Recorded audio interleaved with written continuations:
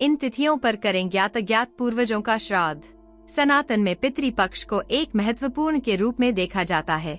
ऐसा कहा जाता है कि इस दौरान हमारे पितृ पृथ्वीलोक पर आकर हमें आशीर्वाद देते हैं और हमारे जीवन में चल रही परेशानी का देख रेख करते हैं। ऐसे में इस दौरान पितरों के निमित्त पिंडदान और श्राद्ध कर्म आदि किए जाते हैं ताकि वह तृप्त हो सकें। चलिए जानते हैं कि कौन सी तिथि पर किसका श्राद्ध करने के लिए उत्तम मानी गई है। हर साल भाद्रपद शुक्ल पक्ष की पूर्णिमा तिथि से पितृपक्ष की शुरुआत होती है।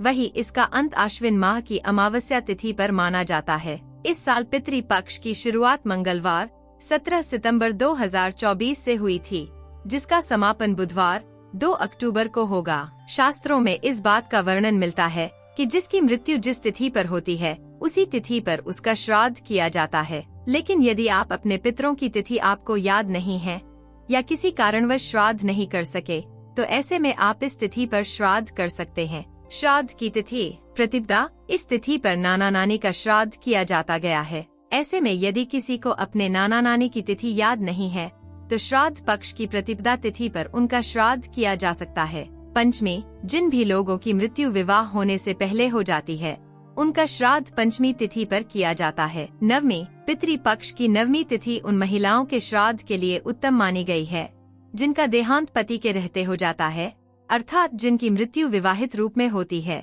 इसी के साथ यह तिथि माता के श्राद्ध के लिए भी उत्तम मानी गई है, इसलिए इसे मातृनवमी भी कहा जाता है। ऐसे में नवमी तिथि पर कुल की सभी दिवंगत महिलाओं का श्राद्ध किया जा सकता है।